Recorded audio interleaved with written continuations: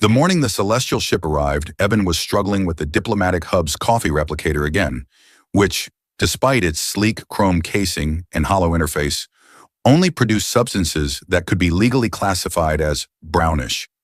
He muttered at it, tapping the panel until it hissed out a puff of steam that smelled faintly like burned cinnamon and regret. He was still waving the cloud away when the facility's lights dimmed, then brightened in a synchronized pulse that meant only one thing. Someone very important had just entered orbit. The technicians scrambled, diplomats straightened their jackets, and Evan tried to wipe the fake coffee mist from his face before anyone noticed. Through the transparent ceiling plates, a ship descended like a shard of starlight, its hull rippling with soft violet energy that moved as though it were alive. Most ships landed with thrusters and noise. This one whispered into place, resting on the platform with the quiet confidence of something that knew it was the most advanced creation for several hundred light years. Evan swallowed hard, suddenly feeling underdressed in his standard-issue gray shirt. When the hatch opened, the first figure stepped out, tall, poised, wearing ceremonial armor that gleamed like polished moonstone. Her hair, pale gold and braided tightly, caught the artificial sunlight. Her ears, long and elegantly tapered, signaled her celestial heritage. But what stopped his breath wasn't her beauty or her rank. It was the shape of her eyes, violet, unmistakable, the same eyes that had stared back at him from the forest behind his childhood home when he was 10, and she was a scared girl from a crashed ship. Sareth. She walked with the authority of a seasoned commander, but her gaze locked onto him the instant her boots touched the ground. The entire diplomatic welcoming team turned toward Evan with the subtle synchrony of people realizing something strange was happening. He tried to stand straight, failed, and ended up looking like someone attempting both a greeting and a stretch. Sareth approached him directly. Not the director, not the ambassador. Him. "Dr. Evan Rourke," she said, her voice steady but carrying an undercurrent he couldn't place. "It has been years." "Years," Evan echoed, his brain short-circuiting. "Yes, many. Quite a number. Statistically significant." Her ears twitched in what might have been amusement. The celestial officers behind her exchanged baffled looks, clearly not briefed on whatever this was. He opened his mouth to say something sensible, but she extended her hand first, a gesture he recognized as an attempt at a human greeting. Unfortunately, she misjudged her strength.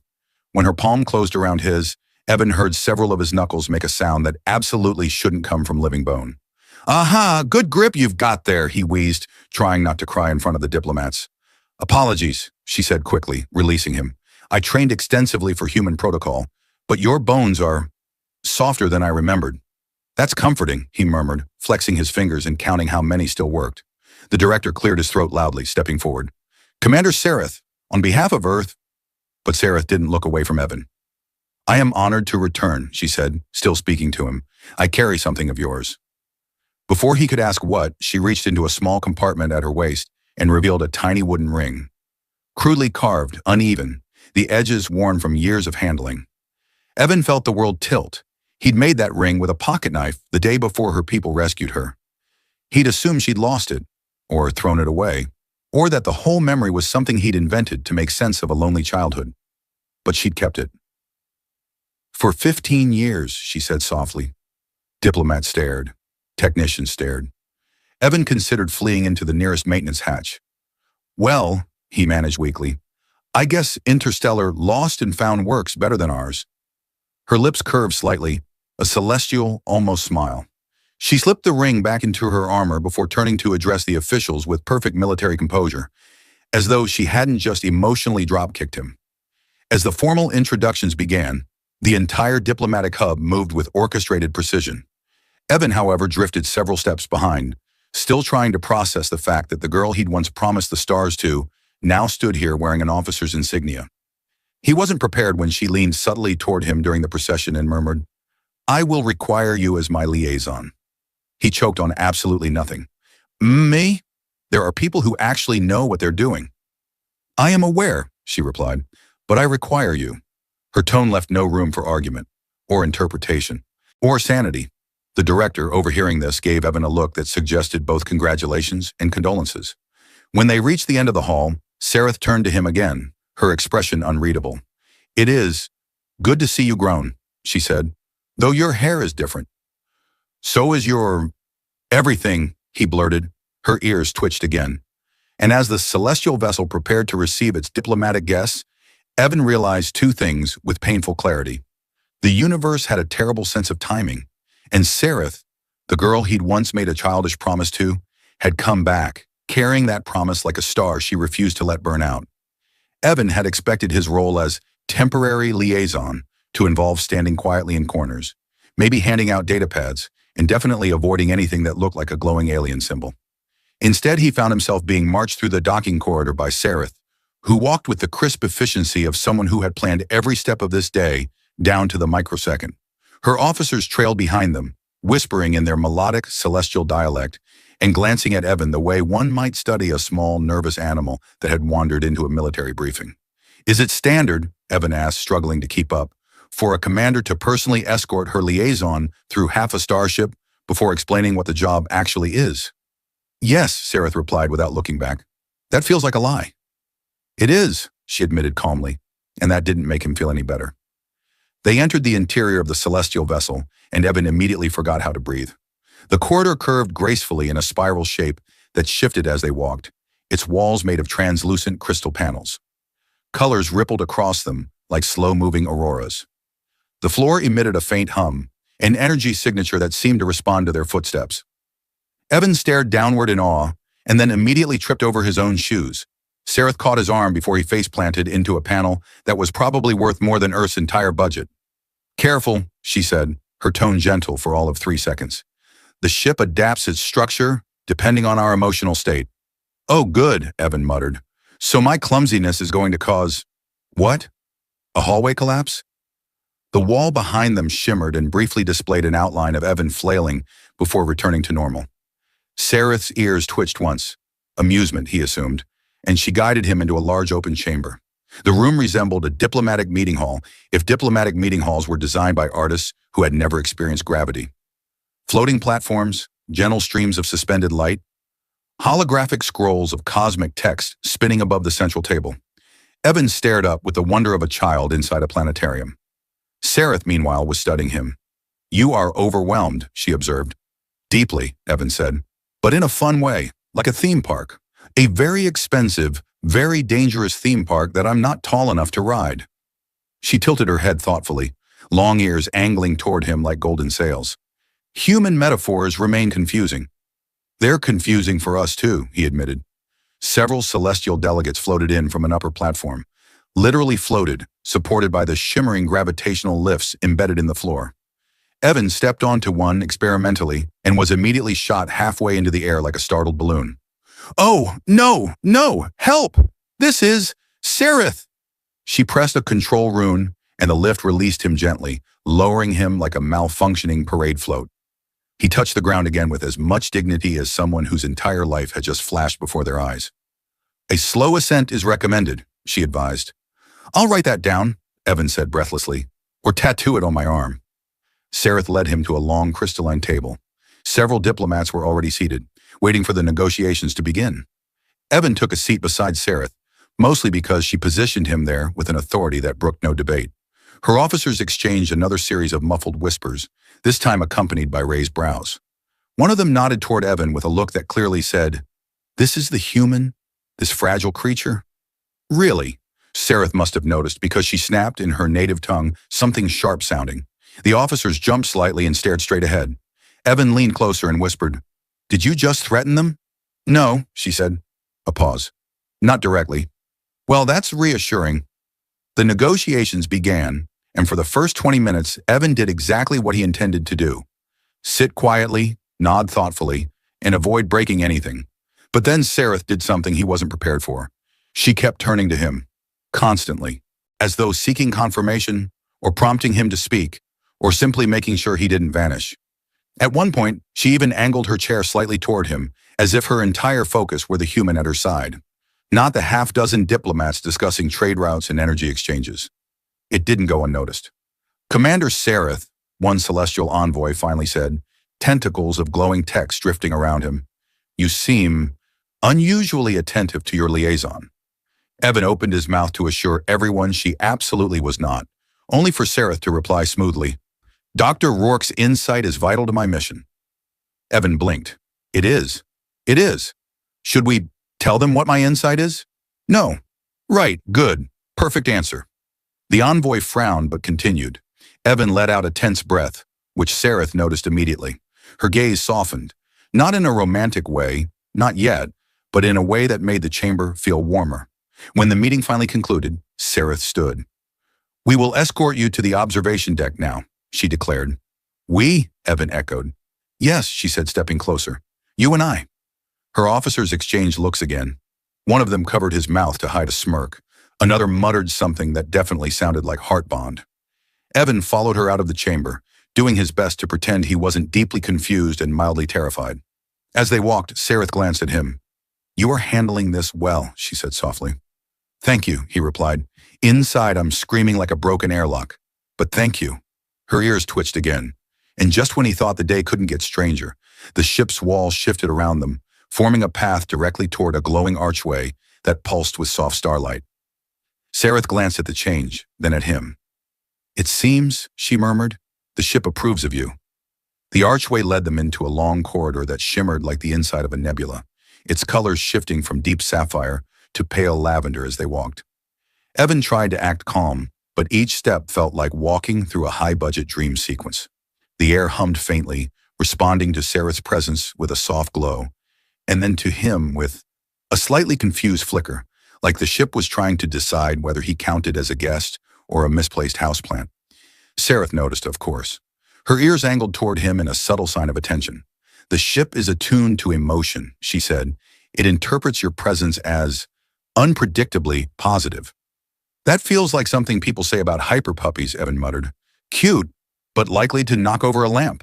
"It is accurate," she replied, completely serious, which made him snort before he could stop himself. The corridor widened into the observation deck, a breathtaking dome of transparent crystalline alloy. Stars spilled across the view like a river of light. Nebulae drifted in the distance, their colors swirling in slow tides. The floor beneath them dimmed to a soft, bluish glow, making the entire space feel suspended in the void. Evan stepped forward, feeling the vastness wash over him. "Wow," he whispered. "This is impossible." "Common," Sareth corrected gently. "For us. Well, for humans, this is like seeing magic wearing a lab coat." She stood beside him, hands clasped behind her back, gaze steady on the stars. Her profile was sharp and elegant, the faint luminescence of the ship reflecting in her golden hair. Her long ears twitched once, as if receiving signals only she could detect. Then she turned to him with that same unreadable calm that somehow made him more nervous. "There is something I must tell you," she said. "Oh, good," Evan whispered. "Because the universe hasn't surprised me enough today. Please add something else." Her lips curved almost imperceptibly. "You speak to hide your worry. I speak because silence makes me panic, and then I start imagining worst-case scenarios. Like you telling me you've come to take me to a celestial court for violating some intergalactic childhood promise etiquette." She blinked slowly. "That is incredibly close." He froze. "Wait, what?" Instead of answering, she stepped closer, and the floor responded, glowing brighter, forming soft ripples beneath her feet. She stopped only a breath away, her voice lowered. "Among my people, vows made in childhood are sacred. They are not dismissed as play. They are considered truth, raw and unfiltered. A child cannot lie in matters of the heart." Evan's mouth went dry. "And what does that have to do with me?" "You gave me a ring," she said softly, "and you said we would marry when we grew." Evan rubbed his face with both hands. "I was 10. "Yes," she said, "and I was 8. That was before I understood anything about vows or marriages or even how taxes worked." She tilted her head slightly. "What do taxes have to do with bonding?" "Nothing," he groaned. "Everything. Stress. I don't know." Sareth took a step closer, gazing directly into his eyes. "I carried your ring for 15 years. My family attempted to take it from me, but I kept it hidden. When I pledged to the Celestial Accord, I swore that one day I would return to fulfill my promise." The air felt thinner. The stars outside seemed to pulse gently, as if listening. Evan's heartbeat echoed in his ears. "Sareth," he said quietly, "you don't have to do this. I don't expect it. I didn't even think you remembered me." "I remembered everything," she whispered. "The moment you shielded me from the soldiers, the moment you carved the ring, the moment you placed it in my hand with such sincerity that I felt it burn into my spirit. He tried to swallow. It didn't work. And I thought you had forgotten, she added. His chest tightened. I didn't forget. I just thought, maybe I imagined it. You did not, she said softly. You saved me that day, and I chose you. Evan took a shaky breath, staring at the stars. Okay, he whispered. But returning to honor a promise from when we were kids? You risked exile? Why? She hesitated, and in that moment her composure cracked. Not fully, but just enough for him to see the vulnerability beneath. Because, she said, a promise made in innocence is purer than any made in adulthood, and because I wanted to see what you became. Evan blinked. And what do you think? You are softer than I expected, she said honestly. That's one way to say out of shape. And smaller. I'm average for a human. And fragile, she continued as if reading from a report. Okay, he said, raising a hand. Let's maybe stop before we reach. But, she added, her voice softening, you are still you. He felt his cheeks warm. Not sure what that means, but it sounded nice. It means, she said, stepping even closer, that the child who offered me the stars grew into someone I still feel drawn to. Evan's heart did something deeply inconvenient at that moment. He coughed, trying to disguise it. So, he said, just for clarity, is this a diplomatic visit or an interstellar reunion? It was meant to be diplomatic, she said, but I altered the mission proposal to ensure Earth was included. You rewrote galactic paperwork to see me. I did. Wow, I don't even fill out my tax forms properly, but sure, galaxy-level bureaucracy for a childhood promise makes sense. Her ears twitched again, the celestial equivalent of a smile. Before Evan could say anything else, the ship lights dimmed suddenly, shifting to a warning hue. A low vibration rolled through the deck. Sareth stiffened. A transmission, she said, from a rival faction. Evan stared at her. Please tell me it's not because of me? Sareth looked at him with quiet certainty. It is entirely because of you. The light shifted into a pulsing amber glow, and the gentle hum of the observation deck deepened into a low, resonant warning. Evan felt the vibration through his shoes and immediately clutched the nearest railing, because he had learned very quickly that anything involving a celestial ship in sudden atmospheric changes usually meant danger, or at least very fast-floating platforms. Sareth tapped a glowing sigil on her wrist, and a holographic display unfurled before them. Thin strands of starlight weaving together to form the shape of a stern, sharp-featured celestial woman whose long ears were adorned with rigid metallic cuffs. Her eyes burned with the icy disapproval of someone who woke up every day ready to ruin someone's week. Commander Sareth, the hologram said, voice cool as vacuum. Your actions have reached our council. You have broken protocol. You have engaged in unsanctioned bond behavior, and you have involved a human. Evan raised a hand weakly. Hi, I'm the human. The hologram blinked once, slowly. We are aware. Sareth stepped forward, posture rigid with military composure. High Inquisitor Valara, she said, this is a diplomatic mission. Earth was approved. Earth was not approved in connection with him, Valara snapped, pointing directly at Evan with a glowing finger of light that made him instinctively check whether his hair had caught fire. Your childhood vow is a matter of lineage purity. Violation threatens the accord. You were ordered to abandon it. Evan looked at Sareth in surprise. You were ordered to, wait, abandon? Like, me? Sareth's jaw tightened. I refused. Valara exhaled sharply, an elegant gesture of annoyance. And now you flaunt your refusal by bringing him aboard your vessel. Unacceptable. Prepare for formal inquiry. The hologram flickered and vanished. For a long moment, the deck was silent, except for the faint hum of star engines. Evan finally spoke. So, that went well. Sareth did not laugh, but her ears folded back in a way he had learned meant she wished desperately to. Valara serves the purity lineage, she said. They believe bonds between species weaken our heritage. Great, Evan muttered. I'm ruining alien genealogy. My mom always said I'd make an impact. Sareth turned toward him, her expression softening slightly. This is not your fault. Okay, but I feel like I triggered an interstellar family argument just by existing. That is correct, she replied. Not the reassurance I was looking for, Sareth. She gestured toward the exit archway. We must speak with my officers. They will expect answers. Do any of those answers involve me being kicked out an airlock? Only if you touch the emergency panel again. That was one time, and it launched a probe into a restricted nebula. Evan sighed. Fine. No touching anything. I'll walk with my hands behind my back like a suspicious museum visitor. As they left the observation deck, the corridor's colors dimmed into calmer hues, as though the ship itself sensed the rising tension. Celestial crew members parted as Sareth led Evan toward the command chamber, some staring openly, others whispering behind glowing datapads. One young officer looked at Evan with such intense confusion that Evan almost apologized for being alive. Inside the chamber, her officers stood at attention. The moment Sareth entered, they slammed their fists over their hearts in salute. She dismissed the gesture quickly, getting straight to the point. "Valara contacted us," she said. "The Purity lineage intends to challenge our mission." A murmur rippled through the crew. One officer, slender, silver-haired, ears sharp enough to cut paper, stepped forward. "Commander, they will use the heart bond law against you." Evan raised a hand. "Sorry, just to confirm, I'm the heart bond thing, right? Not like a different human someone accidentally smuggled aboard?" All eyes turned to him. Sareth nodded. "Yes, you." Evan winced. "Fantastic." Another officer, taller and clearly unimpressed by Evan's mortal physics, crossed her arms. "Commander, why bring him here at all? Humans are fragile. They require constant environmental stabilization. Their bones. My bones are fine," Evan protested. "Mostly. Some. Look, I can walk upright." The officer blinked slowly. "Barely." Sareth cut through the tension. "I brought him because I chose to," she said firmly, "and because this mission cannot proceed without him." The room fell silent. Evan leaned toward her.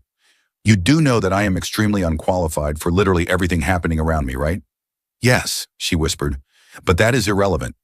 One of the officers raised a glowing datapad. "The Purity lineage ship is approaching. Their signature indicates combat readiness." Evan inhaled sharply.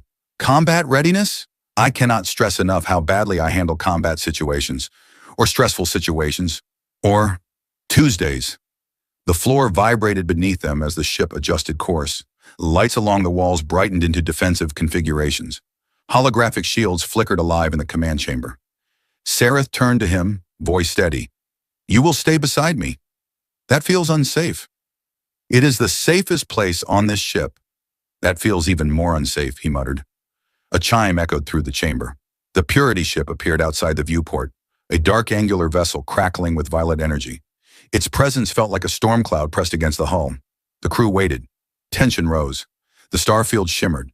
Evan clutched the railing again. Sareth straightened her shoulders, took a deep breath, and reached out, gently touching Evan's wrist. "You may be fragile," she said, "but you are still the one I chose." Evan stared at her, heart thudding. Then, because panic and romance were mixing poorly inside his brain, he whispered, "Just checking? Nobody here expects me to fight anything, right? Because I bruise so easily it's practically a superpower." Her ears twitched once. "No," she said, "just stay close." And as the rival ship locked onto them with a flare of energy, Evan found himself wondering whether surviving this day would require bravery or dumb luck of interstellar proportions. The Purity lineage ship drifted closer, its hull gleaming with sharp, crystalline blades that seemed engineered for the sole purpose of making Evan feel personally threatened. The celestial officers sprang into motion, manning their stations with fluid precision, while Evan clung to the nearest console like it was a life raft. He attempted to look composed, but his posture screamed, accidentally boarded the wrong spaceship and now deeply regretting it. Sareth stood at the center of the command chamber, calm as a statue carved from starlight. "Shields at 60%, one officer reported. "Hold them there," Sareth ordered. "Do not escalate unless they fire." Evan tried to swallow his rising panic. "Quick question. What happens if they, escalate?" "You do not want the answer to that," the officer replied without looking up. "That's what I was afraid of," Evan muttered. A chime echoed through the chamber. The Purity ship projected a holographic beam into the celestial vessel, forming a rigid figure of steel-gray light. High Inquisitor Valara appeared again, now looking even more displeased, as though she had spent the last 10 minutes compiling a list titled, "Reasons Evan Should Not Exist." "Commander Sareth," Valara said, "you stand in violation of the Accord's lineage code. Surrender the human for formal assessment." Evan threw up his hands. "Why am I always included in the bad parts of your rules?" Valara blinked slowly. "Silence, human." Sareth stepped forward, voice sharp. "He is not yours to command, and my mission is sanctioned." "Your mission," Valara replied, "is now irrelevant. You have already compromised it. Return the human to his planet and report for tribunal." Evan leaned towards Sareth, whispering, "Is tribunal celestial for you're grounded forever, or celestial for you will never see the sun again?" "The second one," she whispered back. "Well, good. Great. Just checking." Valara continued, "If you refuse, we will take enforcement action." The chamber fell silent. Evan stared at Sareth, waiting for her to do something sensible, like compromise, negotiate, or perhaps throw him into an escape pod pointed toward the nearest fast food restaurant. Instead, she lifted her chin with defiant clarity. "No," she said simply. Valara's expression hardened. "Then you have chosen exile." The hologram vanished. The Purity ship immediately powered its weapons. The celestial command deck erupted with alarms. Officers called out readings. Lights flashed. The floor thrummed violently. Evan gripped the console. "Okay, thoughts? Strategies? Escape plans? Is now a good time to pretend I'm fainting?" Sareth placed her hand over his without taking her eyes off the viewport. "Do not panic." "I panicked before the alarms, Sareth." "Then maintain your current level." The ship lurched as a shockwave rippled across the shields. Evan stumbled into her shoulder. She steadied him, then turned sharply to her officers. "Prepare for countermeasure Protocol 7. Do not return fire unless ordered." "Protocol 7? Evan repeated, eyes wide. "Does that involve explosions? Because I bruise faster than fruit." "Protocol 7 involves evasive maneuvers," she said, "and possibly explosions." He groaned. "Great." The celestial ship suddenly curved sideways, propelled by a burst of shimmering light. Evan yelped as his feet left the floor for several seconds.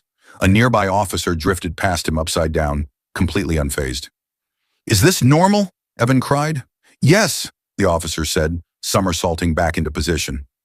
Sareth moved to the main console and entered a rapid sequence of commands. "They seek to disable our engines," she said, "but they underestimate my ship." "Your ship?" Evan repeated, clinging to her chair. "The one that changes hallways to reflect emotions? The one that laughed at me by forming holograms of my flailing arms? That ship?" "Yes," she said. "It is loyal." The ship pulsed with bright indigo light, as if proudly agreeing. Another impact struck the shields. Evan ducked behind Sareth instinctively. An officer raised an eyebrow at him. "Strategic position?" the officer asked dryly. "Cowardice," Evan corrected. "And it's working."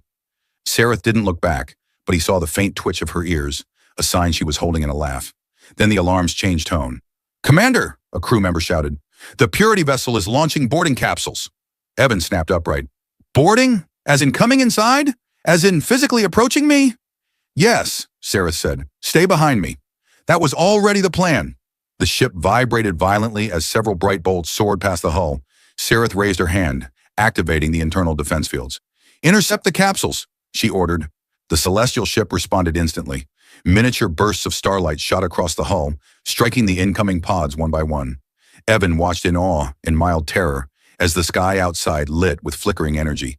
Only one capsule survived. It clamped onto the hull with a metallic thud. Evan whispered, Is that bad?" "Yes," Sareth said. Armed celestial soldiers, clearly Purity loyalists, forced their way through the airlock doors, their armor gleaming like polished obsidian. Evan stepped back so quickly he nearly tripped over an officer.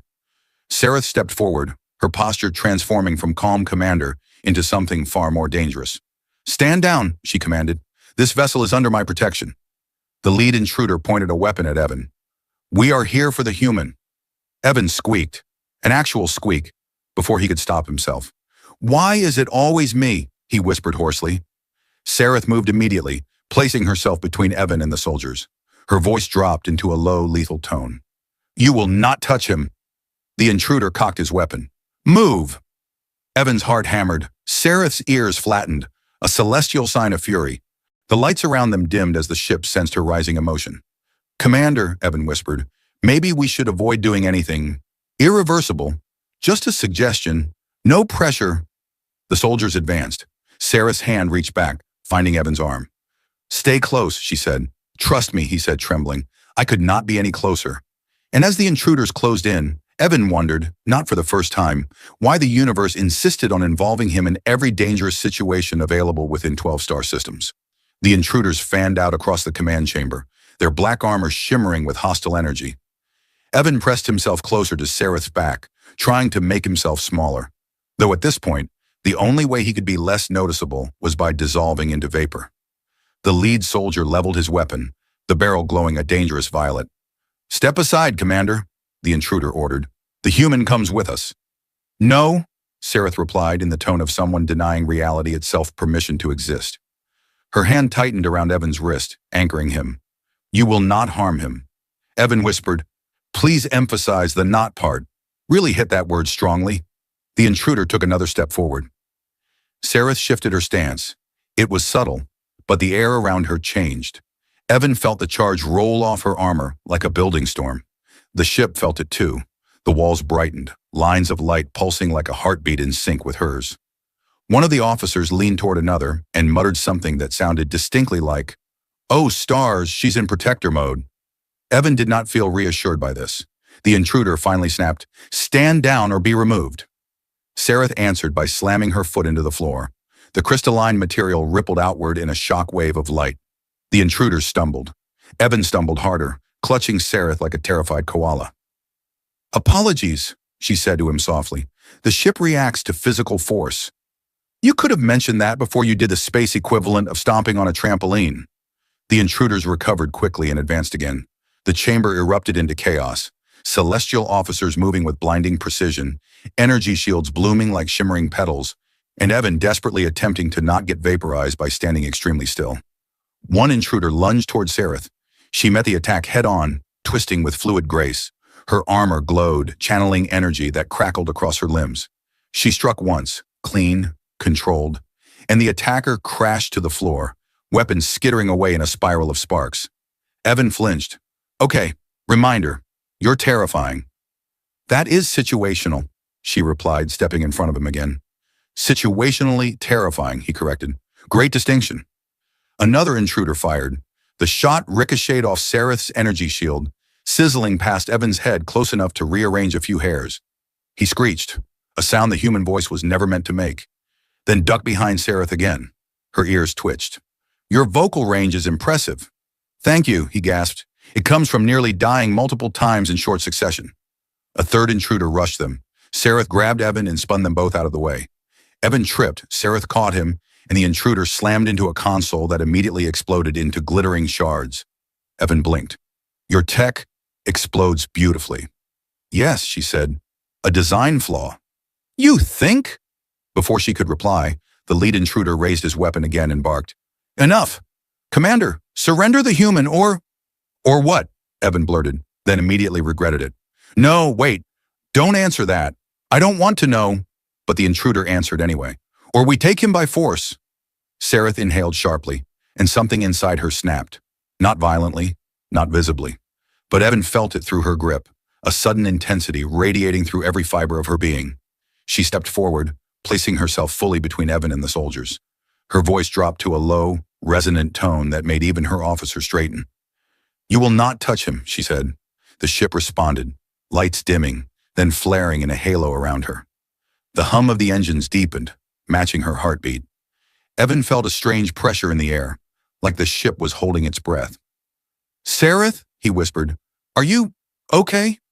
She didn't answer. Her focus was entirely on the intruders. They fired again. Sareth moved faster than Evan had ever seen anything move. She threw up a shield of light so bright it cast the entire chamber in a wash of silver. The shot rebounded, slamming into the ceiling, where it burst into harmless sparks. The intruders hesitated. Big mistake. Sareth launched forward, striking the lead soldier with such controlled force that the shockwave knocked the others backward.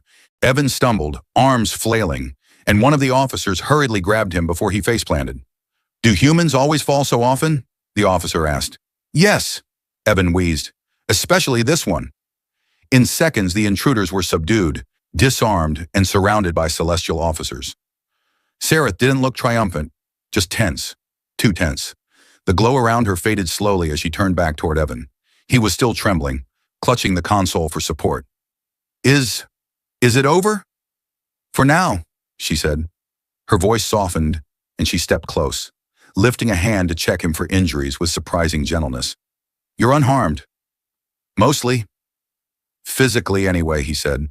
"Emotionally, I may need therapy for the next 50 years. She nodded solemnly. "I will arrange that." He blinked. "That was a joke." "Oh." Her ears twitched. Then my response was inappropriate. He almost laughed, but something in her expression stopped him. Beneath her calm exterior, she looked shaken. You protected me, he said quietly. I always will, she replied. Evan swallowed, his heart beat uncomfortably fast. But then the ship chimed, a soft, urgent tone. Officers rushed to their stations. Commander, one called out, the Purity flagship is powering a containment beam. They're preparing to seize us. Sareth's eyes hardened. Prepare emergency maneuvering. Evan blinked. Emergency what? She took his hand, firm, warm, grounding. Stay close. I don't think staying close is optional at this point. The chamber lights shifted into deep indigo. The ship vibrated as engines roared to life. And as the Purity flagship's beam ignited in the starlit void, Sareth whispered just loud enough for him to hear. They will not take you, not while I live. Evan would have responded with something heroic. Instead, he croaked, Great, no pressure. The ship lurched hard to the right, so hard that Evan's feet left the floor and his stomach rose somewhere near his throat. Sareth pulled him against her just as the containment beam sliced past the hull, grazing their shields with a brilliant flare of violet light. The entire vessel shuddered like something enormous had scraped across its spine. Good news? Evan gasped. Are we doing good news? Because that sounded like bad news dressed in slightly worse news. Sareth held him steady. We have one chance. The Purity flagship's beam has a 3-second recharge delay. We must move beyond its range. 3 seconds? Evan squeaked. I can't even tie my shoes in 3 seconds. Your shoes do not concern me. Mine do. I walk in them. The officers initiated evasive maneuvers, and the ship flung itself into a tight spiral. Celestial vessels were built for impossible motion, and the wings of the flagship sliced through the backdrop of stars like shimmering blades as the two ships danced dangerously close. Commander, an officer shouted, we cannot outrun them forever. They will corner us in the nebula field. Sareth's eyes flicked toward the swirling region of luminous gases ahead, a place where energy signatures became tangled and unpredictable, where no sane pilot willingly traveled. Naturally, they were headed straight for it. Evan clutched the rail with both hands. Just to confirm, we are going into the glowing space fog of certain doom? Yes, Sareth said calmly. He squeezed his eyes shut. Of course we are. The ship plunged into the nebula. Color exploded around them, streaks of blue, gold, and scarlet light twisting like rivers through the void. The engines groaned as the ship forced its way deeper into the charged storm. But it was working. The Purity flagship slowed, struggling against the unstable currents. Commander, Evan said, noticing the readings glowing along the closest console. They're losing traction. Yes, she replied, for now. The nebula's energy pressed around them. The hull vibrated, but the ship held. Evan felt Sareth's grip tighten on his arm as the ship found a narrow path through the swirling storm. When they emerged from the other side, the Purity flagship was stuck, pulled deeper into the nebula's chaotic drift, unable to chase. A wave of exhausted relief washed through the command chamber. Evan sagged against the railing. We're alive. I want that officially noted, preferably carved into a plaque. Sareth let out a slow breath. We are safe for the moment. Officers exchanged looks of stunned pride. A few even glanced at Evan with the slightest respect, mostly because he hadn't died, which seemed to count as achievement aboard a celestial ship. Word arrived moments later from the Celestial Accord Council. Valara's actions had violated diplomatic neutrality. Younger Accord members, inspired by Sareth's defiance, and embarrassingly, Evan's panicked broadcast from earlier, issued a formal declaration condemning the Purity lineage's interference. The fear that had shadowed the mission dissolved into momentum. Agreements were drafted, sanctions proposed, and for the first time the crew seemed hopeful. Later, when the hum of crisis had faded, Sareth brought Evan back to the observation deck. The stars outside shimmered softly, no longer stained by warning lights or hostile ships. The ship floated in peaceful silence. Evan took a shaky breath. I never thought I'd see any of this. I figured my life would be paperwork and mediocre coffee. Not. He gestured toward everything. This. You handled it well, she said. That is the kindest lie anyone has ever told me. She turned toward him, her gaze serious. Not fierce, not commanding, just sincere. You were brave. He laughed. I was panicking the whole time. Yes, she said, but you stayed. He looked at her. Really looked at her. Someone who had crossed the galaxy with a memory carved in wood. Someone who had fought her own people for a childhood promise she believed still mattered. Sareth, he said quietly, I've spent years convincing myself that day never meant anything. That it was just a moment. But it meant something to you. And somehow, it meant something to me, too. She reached into her armor and retrieved the small wooden ring, the one he had carved with clumsy hands and childish sincerity. Except now, it was encased in a delicate celestial alloy, reforged but unchanged at its core. She placed it in his palm. I carried this across the stars, she said, not because of law, not because of duty, because a part of me needed to return to the one who gave it. The deck was silent. Even the ship seemed to dim its lights, as though giving them space. Evan closed his fingers around the ring, exhaling slowly.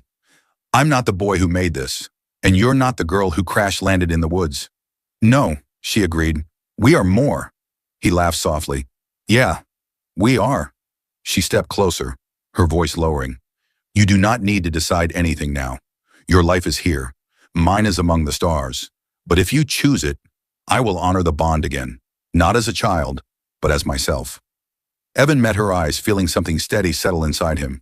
An answer that wasn't rushed, wasn't forced, but grew naturally from everything they had survived. I'm not making any decisions today, he said, except one. She waited. He held up the ring. You once said I offered you the stars. Turns out you brought them back to me. So, maybe we figure this out together. One step at a time. No tribunals, no ancient laws, no spaceships pointing weapons at me. Her ears twitched softly, the celestial expression of a genuine smile. I accept that, she whispered. He returned the smile. Also, I want it noted that I survived an intergalactic political crisis with no broken bones. That feels important. Your resilience is remarkable, she said. My panic is stronger than my fear. That is a strength. Together they stood at the edge of the stars, two people who had once shared a moment of innocent promise and now found themselves at the start of something real, something chosen.